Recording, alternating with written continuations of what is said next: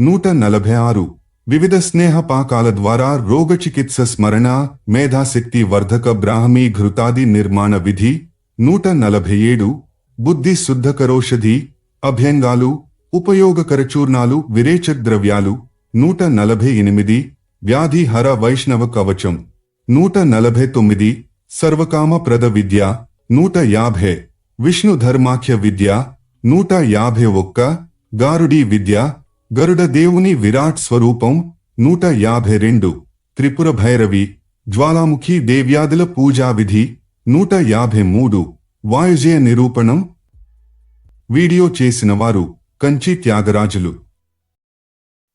వివిధ స్నేహ పాకాల ద్వారా రోగ చికిత్స స్మరణ మేధాశక్తి వర్ధక బ్రాహ్మీ ఘృతాది నిర్మాణ విధి.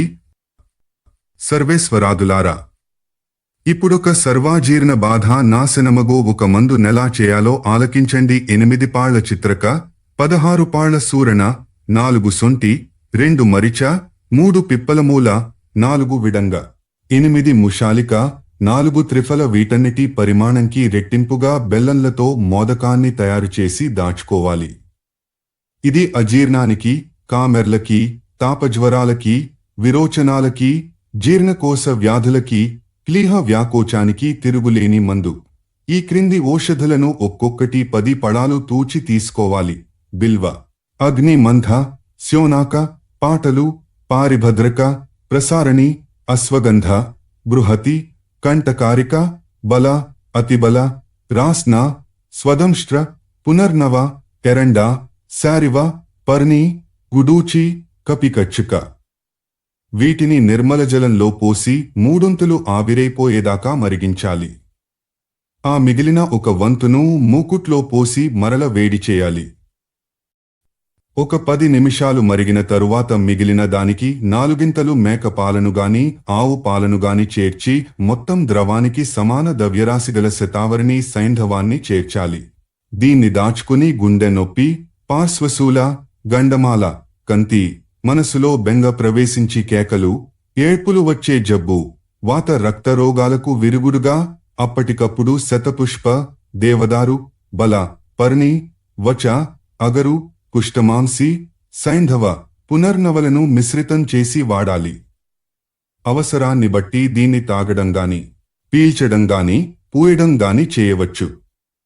శృంగార సామర్థ్యం కోసం కూడా దీనిని వాడతారు. పురుడు సులువుగా రావడానికి, వాతరోగాలకు కూడా దీనిని ఉపయోగిస్తారు. ఆవనూనెను హింగ, తుంబురు, సొంటిలతో ఉడికించి తయారుచేసిన తైలం చెవి చుక్కలుగా వాడితే కర్ణ సంబంధిత రోగాలన్నీ తగ్గిపోతాయి. దీనిని ప్రస్తుత భాషలో హిస్టీరియా అంటున్నారు. ఎండుమూలక, సొంటిలను భస్మం చేసి, హింగుల, నాగరలతో కలిపి, వీటికి 4 మజ్జిగతో కలిపి బాగా కుదిపి చెవిలో వేస్తే చెవుడు, దుర్వాసనతో కూడినలాడి కారుట, చెవి పోటు తగ్గిపోతాయి.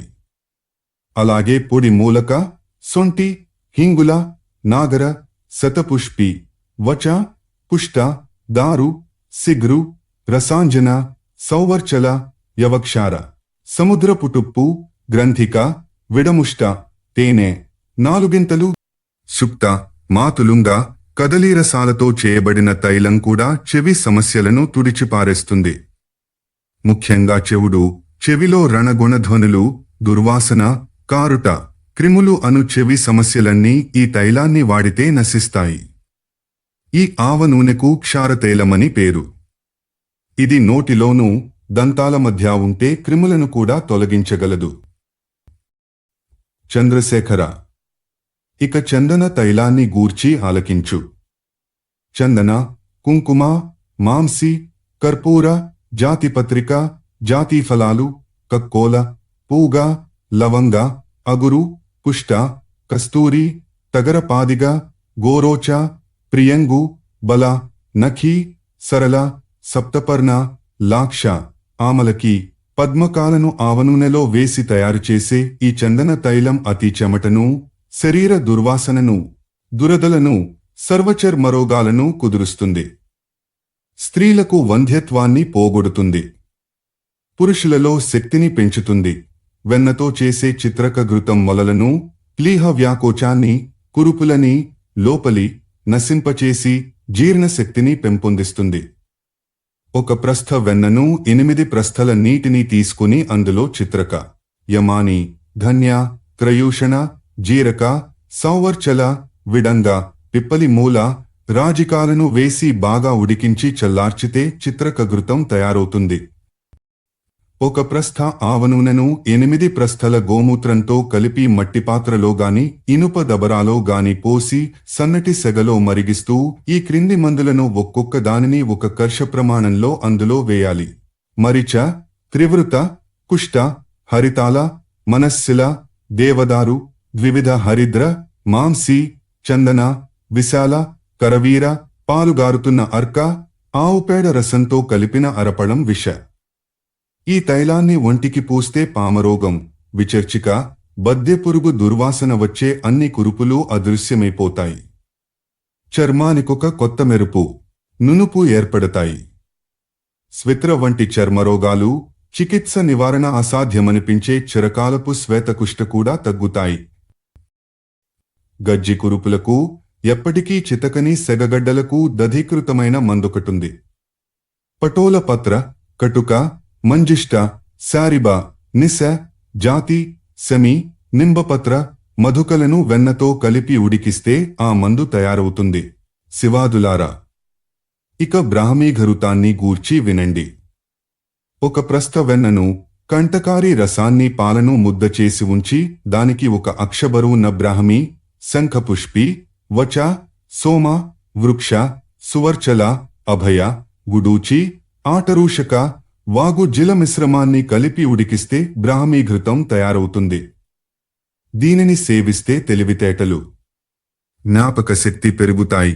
అగ్నిమంధ, వచ, వాస, పిప్పలుల మిశ్రమాన్ని తేనెతో సైంధవంతో కలిపి వారం రోజుల పాటు పుచ్చుకుంటే గొంతు పరిశుద్ధమై కిన్నరులంత బాగా పాడగలిగే శక్తి వస్తుంది. అపామార్గ, గుడూచి, కుష్ట, శతావరి, వచ, శంఖపుష్ప, అభయ, విడంగల మిశ్రమాన్ని వెన్నతో కలుపుకుని 3 రోజులు వాడితే 800 పుస్తకాలలోని విషయాన్ని కూడా ధారణలో ఉంచుకోగలరు. వచని నీరు, పాలు లేదా వెన్నతో కలిపి 4 రోజుల పాటు తింటే గ్రాహక శక్తి బ్రహ్మాండంగా పెరుగుతుంది. ఒక పడం వచను పాలతో సూర్య లేదా చంద్రగ్రహణ వేళలో తాగితే తెలివితేటలు బాగా పెరుగుతాయి.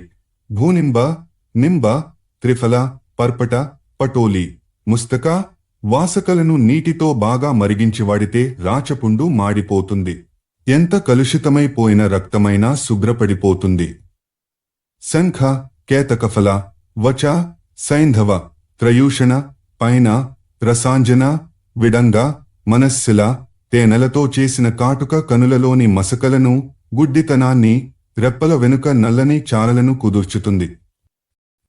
ఒక ద్రోణం పరిమాణంగల నీటిలో 2 ప్రస్థల మాషకాన్ని వేసి 3 వంతులు ఆవిరైపోయేదాకా మరిగించి తీసి దానికి ఒక ప్రస్థ నూనెను ఒక ఆధక కొలతలో పుల్లంబలిని చేర్చి మరల మరిగించి తీసి ఈ మందుకి పునర్నవ, గోక్షుర, సైంధవ, త్రయూషణ, వచ, లవణ, సురదారు, మంజిష్ట, కంటకారికలను కలిపి తైలాన్ని తయారుచేసి గాని నస్యంగా మార్చిగాని చెవిలో వేసినా పీల్చినా ఎంత దారుణమైన చెవిపోటైనా చిటికెలో మాయమైపోతుంది. ఒక ప్రస్థ నూనెను 2 పలంల సైంధవం, 5 పలముల శుంఠి, అంతే చిత్రిక, 5 ప్రస్థల సౌవీరతో కలిపి బాగా మరిగించి దించి చల్లార్చి సేవిస్తే వాతదోషాలన్నీ నశిస్తాయి. ప్లీహ వ్యాకోచము తగ్గుతుంది.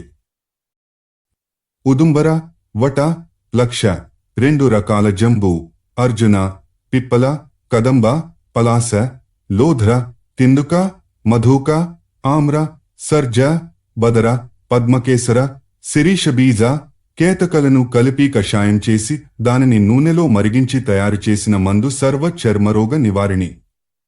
ఎప్పటినుండో బాధిస్తున్న మచ్చలు, కురుపులు, వాటి వల్ల నొప్పులు కూడా ఈ మందు పూస్తే నశిస్తాయి. అధ్యాయం 192. బుద్ధి శుద్ధ కరోషధి, అభ్యంగాలు, ఉపయోగకర చూర్ణాలు, విరేచక ద్రవ్యాలు. శివ మహాదేవ. పలాండు, జీరక, కుష్ట, అశ్వగంధ, అజమోదక, వచ, త్రికటుక, లవణాలను కలిపి నూరి బ్రాహ్మీ రసంలో తడిపి ముద్ద చేసి తేనెతోనూ వెన్నతోనూ కలిపి 1 వారం రోజుల పాటు తింటే మనిషి మస్తిష్కం అన్ని విధాల బాగుపడి మేధావి అవుతుంది. సిద్ధార్థక, వచ, హింగు, కరంజ, దేవదారు, మంజిష్ట, త్రిఫల, విశ్వ, శిరీష ద్వివిధరజని, ప్రియంగు, నింబ, త్రికటులను మెత్తగా నూరి గోమూత్రంతో కలిపి నస్యంగా గాని, పట్టీగా గాని, లేపనంగా గాని వాడితే అరిచి కేకలు పెట్టి ఆందోళన వల్ల ఏడ్పులు పెడబొబ్బలు పెట్టు మానసిక రోగము, హిస్టీరియా, విషప్రభావం, మానసికోద్రేకంతో మతి తప్పిన స్థాయి, బక్క చిక్కిపోవుట, చర్మంపై మచ్చలు, చర్మం రంగు మారుట వంటి విభిన్న రోగాలన్నీ విరిగిపోతాయి. అంతేకాక విష్ణునామం జపించుచూ పూసుకుంటే దుష్టగ్రహ పీడ దూరమైపోయి రాజద్వార ప్రవేశం, సమ్మానం కూడా కలుగుతాయి. నింబ, కుష్ట, ద్వివిధ హరిద్ర, సిగ్రు సర్షపజ, దేవదారు, పటోలా, ధన్యలను మజ్జిగతో కలిపి ముద్ద చేసి రోగి తలపై కాస్త నూనెను చిలకరించి పై ముద్దను లేపనం వలె మృదువుగా పూస్తే అన్ని విధాల చర్మపు చెక్కుడులు, కుష్టులు, దురదలు నశిస్తాయి. సముద్రపు ఉప్పు, గెడ్డలుప్పు, క్షార రాజిక, విడలవణ, కటు, ఇనుపరజను, త్రివృత, సువర్ణకాలను సమపాళ్లలో తీసుకుని పెరుగు, గోమూత్రం, పాలు ఉంచిన గిన్నెలో వేసి తక్కువ సెగలో వేడి చేసి చల్లార్చి చూర్ణం చేయాలి. దీనిని అగ్ని బలచూర్ణం అంటారు. దీనిని భోజనానంతరం వేడినీటితో కలిపి తాగితే వెంటనే కొంచెం వెన్నను తింటే అన్ని రకాల అజీర్ణ రోగాలు, బొడ్డు బాధలు, మూత్రనాళ సంబంధిత అవస్థలు, ప్లీహ వ్యాకోచము నశిస్తాయి. ఆయాసానికి దగ్గుకి అభయ, ఆమలక, ద్రాక్ష, పిప్పలి, కంటకారిక, శృంగి, పునర్నవ, సొంటిల మిశ్రమం బ్రహ్మాండంగా పనిచేస్తుంది. జ్వరానికి అభయ, ఆమలక, ద్రాక్ష, పాట, విభీటక, పంచదారలను సమాన పాళ్లలో కలిపి చేసిన మందు శీఘ్ర నివారకం. త్రిఫల, బదర, ద్రాక్ష, పిప్పలి మిశ్రమం తీసుకున్న హరీతకిని వేడి నీటితో కలిపి ఉప్పేసుకుని త్రాగినా జాడించి విరేచనమవుతుంది. పైన చెప్పిన మందులన్నీ ఆయా రోగాలనే చెట్లకు పిడుగుపాట్ల వంటివి. మందునిచ్చువారు, తీసుకుని వేసుకునువారు హరినామస్మరణను గాని విష్ణుస్తోత్రాన్ని గాని ఆయా సమయాల్లో చేస్తూ ఉండాలి. దైవబలం ఉంటేగాని రోగాలు తగ్గవు. అధ్యాయం 194. వ్యాధి హర వైష్ణవ కవచం. రుద్రద్రాదులారా, ఇప్పుడు మీకు సమస్త వ్యాధి వినాశకం, సకల కళ్యాణకారకం, పరమశివ పూజితం అయిన వైష్ణవ కవచాన్ని వినిపిస్తాను. అజన్ముడు, నిత్యుడు, అనామయుడు, ఈశానుడు, సర్వేశ్వరుడు, సర్వవ్యాపి, దేవదేవేశ్వరుడు, జనార్దనుడునగు మహావిష్ణువుకి ప్రణామం చేసి ఈ అమోఘమైన అప్రతిమానమైన వైష్ణవ కవచాన్ని ధారణ చేస్తున్నాను అని సంకల్పం చెప్పుకుని సర్వదుఃఖ నివారకమైన ఈ కవచాన్ని చదవాలి.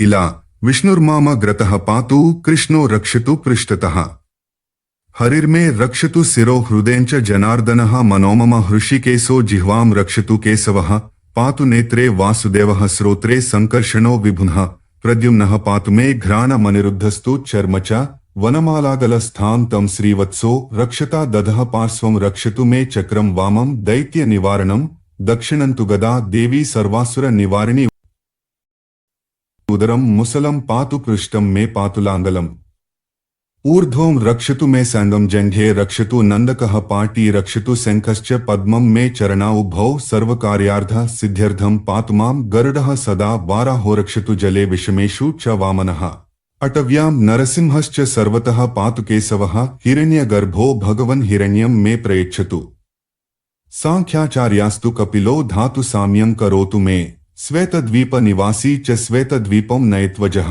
సర్వాన్ సూదేతాం శత్రూన్ మధుకైటభ మర్దనః, సదా కర్షతు విష్ణుశ్చ కిల్బిషం మమ విగ్రహాత్, హంసో మత్స్యస్తథా కూర్మః పాతు మాం సర్వతో దిశాం, త్రివిక్రమస్తు మే దేవః, సర్వపాపాని కృంతతు తథా నారాయణో దేవో బుద్ధిం పాలయతాం మమ, శేషో మే నిర్మలం జ్ఞానం కరోత్వజ్ఞాన నాశనం, వడవా ముఖో నాసేతాం కల్మషం యత్కృతం మయా పద్భ్యాందదాతు పరమం సుఖం మూర్ని మమ ప్రభుః, దత్తాత్రేయః ప్రకురుతాం సపుత్ర పశుబాంధవం, సర్వానరీన్ నాసేతు రామః పరశునా మమ, రక్షోఘ్నస్తు దాశరథః పాతు నిత్యం మహాభుజః,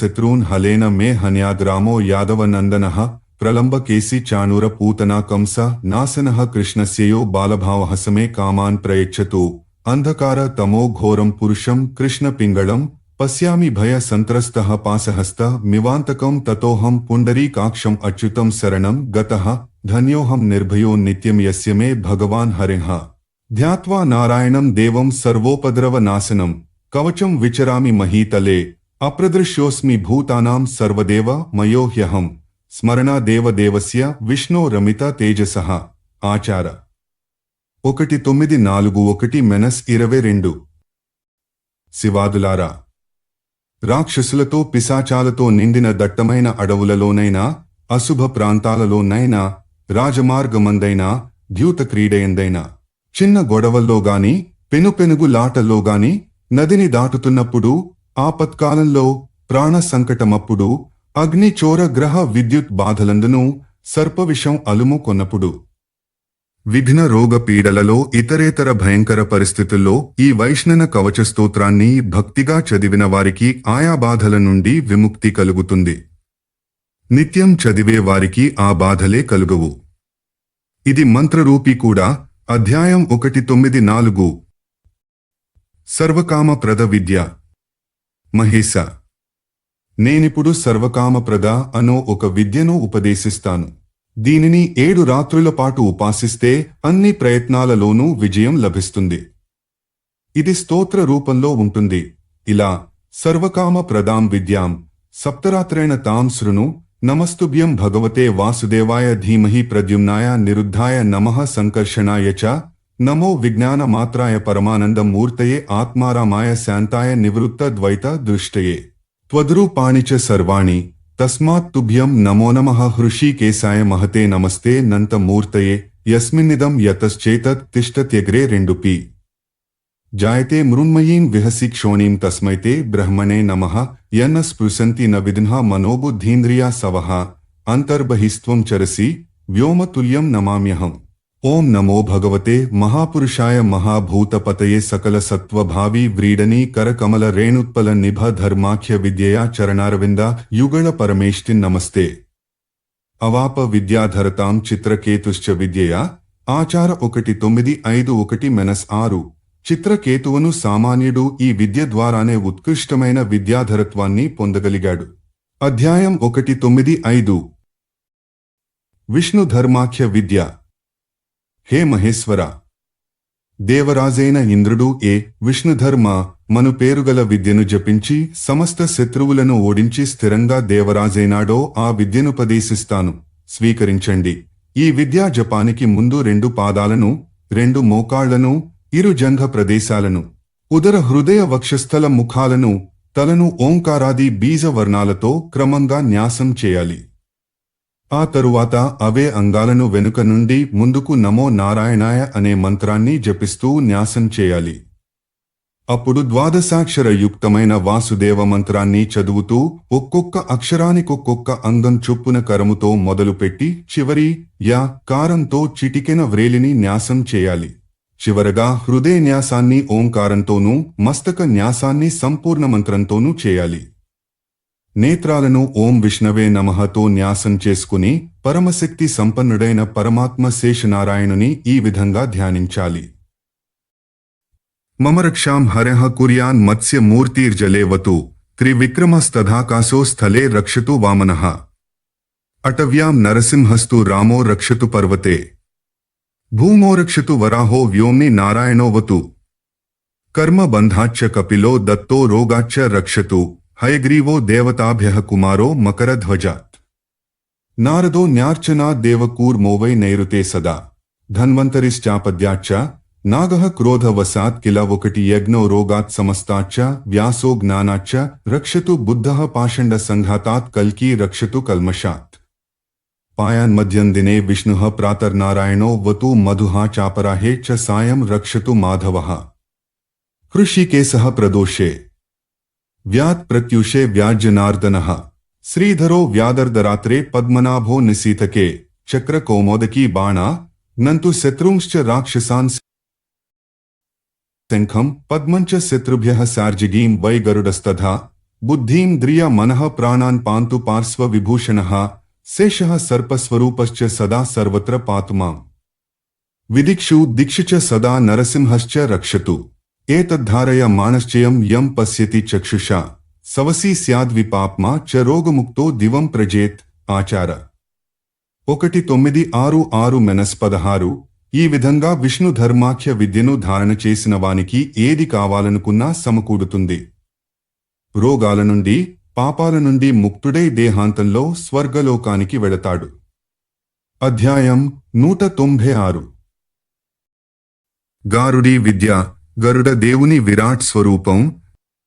ధన్వంతరి ఈ విద్యను సుశ్రుతునికుపదేశించాడని సూతుడు సౌనకాది మహామునులకీ విధంగా బోధించసాగాడు. గరుత్మంతుడే స్వయంగా కశ్యపునికి ఉపదేశించిన మహావిషయమిది. ఈ విద్య సర్వవిషాపహారకం. లోకం పంచతత్వ నిర్మితము కదా. నేల, నీరు, నిప్పు, గాలి, నింగి అనే ఈ పంచతత్వాలకి వేరువేరుగా మండలాలుంటాయి. ప్రతి మండలానికి అధిష్టాతృ దేవత, ఇతర దేవతలు, వారందరికీ వేర్వేరు మంత్రాలు కూడా ఉంటాయి. ఈ మండలాధిపతులైన దేవతలను వారి వారి మంత్రాలతో యథావిధిగా న్యాసపూర్వకంగా పూజిస్తే సర్వత్రా మంచి ఫలితాలు రావడమే కాక విషాదుల నుండి సంపూర్ణ రక్షణ లభిస్తుంది. ఈ విద్యా సాధకుడు ముందుగా ఈ 5 మండలాల స్వరూపాలను, వాటి అధిష్టాతృ దేవతలను విడివిడిగా ధ్యానించాలి. అవి ఇలా ఉంటాయి. పృథ్వీమండలం చతురస్రాకారం, సువిశాలం, చతుర్ముఖం, పసుపువర్ణం, ఇంద్రదేవాధీనం. వరుణమండలం పద్మాకారం, అర్ధచంద్రయుక్తం, ఇంద్రనీలమణివర్ణం, సౌమ్య స్వరూపం, స్వస్తికతో నున్నది. వరుణదేవాధీనం. అగ్నిమండలం త్రికోణాకృతి, జ్వాలామాలలతో నిండి ఉంటుంది. అగ్నివర్ణం అగ్నిదేవాధీనం. వాయుమండలం వృత్తాకృతి, బిందుయుక్తం, వివిధ ఔషధాలను కాల్చి కాటుక రంగుతో చేయబడాలి. వాయుదేవాధీనం. ఆకాశమండలం క్షీరసాగరంలో ఎగసి పడుతుండే కెరటాల ఆకృతి. శుద్ధస్ఫటిక వర్ణం అమృత కిరణాలతో ప్రపంచాన్నే ప్లావితం చేయు చంద్రాధీనం. ఇక ఏ మండలంలో ఏ మహానాగాలుంటాయంటే వాసుకి, శంఖపాల, కర్కోటక, పద్మనాభ, కులిక, తక్షక, మహాపద్మ, పద్మ, పృథ్వీ, అగ్ని, వాయు. వీటినే అష్టమహానాగాలంటారు. సాధకుడు ఈ నాగాలను ధ్యానిస్తూ ఆయా మండలాలను స్పృశించాలి. అంగుష్టం నుండి చిటికెన వేలి దాకా అనులోమ, విలోమ రీతులలో ఈ వ్యాసాన్ని చేయాలి. వ్రేళ్ల సందులలో జయవిజయ నామక శక్తులను కూడా ఇలాగే న్యాసం చేయాలి. మరల తన శరీరంలోనే శివషడంగ న్యాసాన్ని, పంచతత్వ న్యాసాన్ని, వ్యాపక న్యాసాన్ని చేయాలి. దేవత పేరుకి ముందు ఓంకారాన్ని, చతుర్థీ విభక్తిలో పేరుని, తరువాత నమః ని ప్రయోగించి మంత్రాలను చదివి వారిని పూజించాలి. దేవతల పేర్లలోని మొదటి అక్షరానికి కూడా మంత్రశక్తి ఉంటుంది. అష్టనాగాల మంత్రాలు వాటి సన్నిధానాన్ని ప్రసాదించగలవు. పంచతత్వాలకు ఇందాకటి వలనే ముందు ఓంకారాన్ని పెట్టి జపించినా చివర స్వాహ నుంచి జపించాలి. ఈ పేర్లన్నీ ఈ విధంగా జపిస్తే మంత్రాలైపోయి సాక్షాత్తు గరుడునితో సమానంగా సాధకుని అన్ని అభీష్టకర్మలను సిద్ధింపచేయగలవు. స్వరవర్ణాలతో ముందు కరన్యాసాన్ని, తరువాత సర్వాంగన్యాసాన్ని చేసుకోవాలి. తరువాత ఆత్మశుద్ధికారకమైన ఉద్దీప్త ప్రాణశక్తి యొక్క చింతనం చేయాలి. పిమ్మట అమృతవర్షిణి బీజాన్ని ధ్యానించాలి. ఇంతవరకు చేసిన దానినే ఆప్యాయనమంటారు. ఇప్పుడు మస్తిష్కంలో ఆత్మతత్వచింతనం చేయాలి. ఇప్పుడు 2 పాదాలను నేలపై పెట్టి స్వర్ణ సమాన కాంతులతో సమస్తలోకపాల సమన్వితమై అంతటా పడచుకుని ఉన్న మహాదేవతయైన పృథ్విని వ్యాసం చేయాలి. బుద్ధిమంతుడైన సాధకుడెప్పుడూ నేలతల్లిని దేవతగానే చూస్తాడు. ఇప్పుడు తన సంపూర్ణ శరీరంతో పృథ్వీదేవికి న్యాసం చేయాలి. తరువాత మిగతా 4 మండలాలను, వాటిలోని దేవతలను న్యాసం చేయాలి. ఈ విధంగా పంచభూత తత్వాలకు న్యాసం చేసిన పిమ్మట అష్టనాగుల యొక్క వ్యాసధ్యానాలను చేయాలి. తరువాత స్థావర జంగమ ప్రాణులకు సోకిన విషాన్ని, విషదోషాన్ని చిటికెలో పారద్రోలు గరుడ భగవానుని, పరమశివుని ధ్యానించాలి. వారిద్దరికీ సాధకుడు దేహంతో న్యాసం చేయాలి. పిమ్మట తనకి కావలసిన రూపాన్ని ధరించే శక్తి గలవాడైనా భయంకర రూపంలోనూ ఉండేవాడు. మనస్సుపై విజయాన్ని ప్రాప్తింపచేయగలవాడు.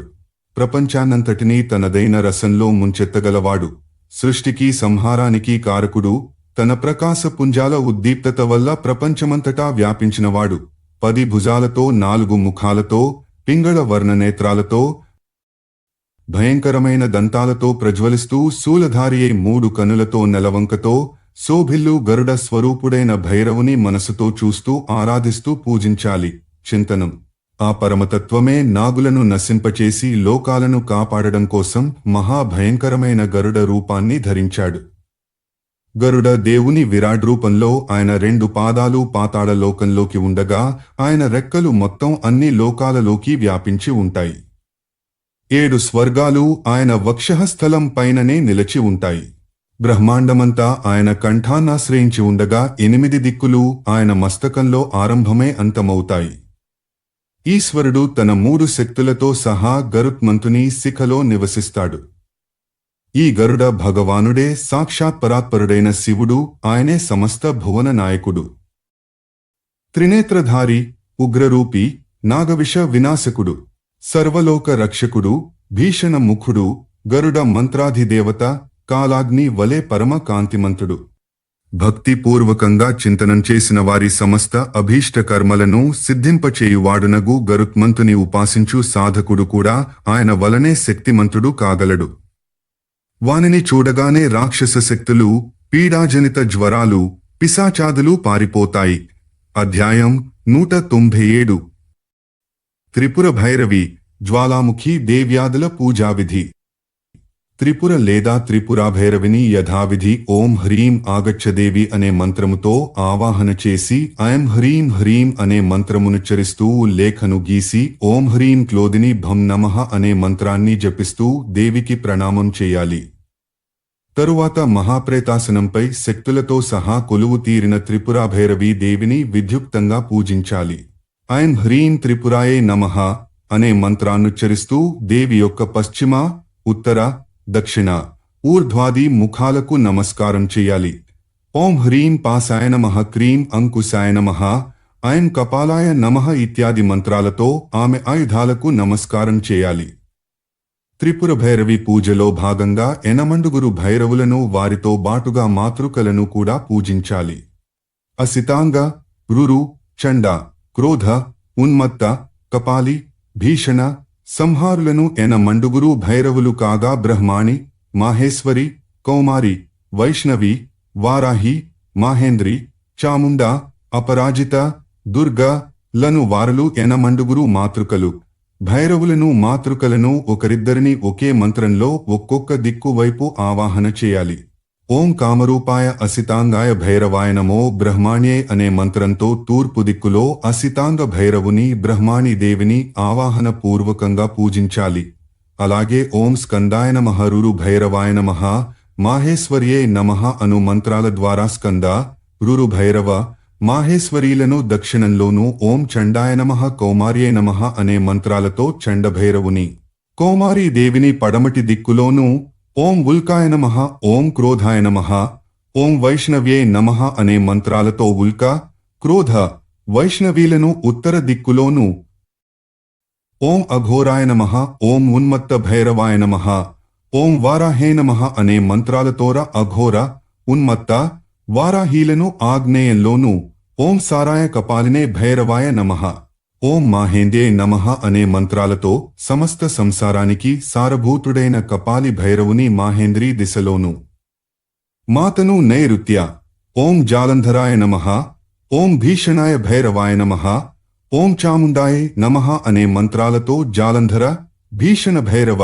చాముండలను వాయవ్యంలోను, ఓం వటుకాయ నమః, ఓం సంహారాయ నమః, ఓం చండికాయ నమః అనే మంత్రాలతో వటుక, సంహార, చండికలను ఈశాన్యంలోనూ ఆవాహన చేసి పూజించాలి. అష్టమాతృకలలో అపరాజిత, దుర్గ పేరు కనిపిస్తోంది. మంత్రాలలో మాత్రం ఆ పేరుతో కాకుండా ఆ దేవిని చండికానామ జపంతో ఆవాహన చేయాలని తెలుస్తున్నది. తదనంతరం సాధకుడు రతీదేవిని, ప్రీతిదేవిని, కామదేవుని, ఆయన పంచ బాణాలను పూజించాలి. ఈ విధంగా మొక్కవోని దీక్షతో ఎల్లవేళలా ధ్యానం, పూజ, జప, హోమాలను చేసిన సాధకునికి దేవి పలుకుతుంది. నిత్యక్లిన్న, త్రిపుర భైరవి, జ్వాలాముఖి అను దేవీ రూపాలు సమస్త వ్యాధి వినాశకాలు. జ్వాలాముఖి దేవిని ఇలా పూజించాలి.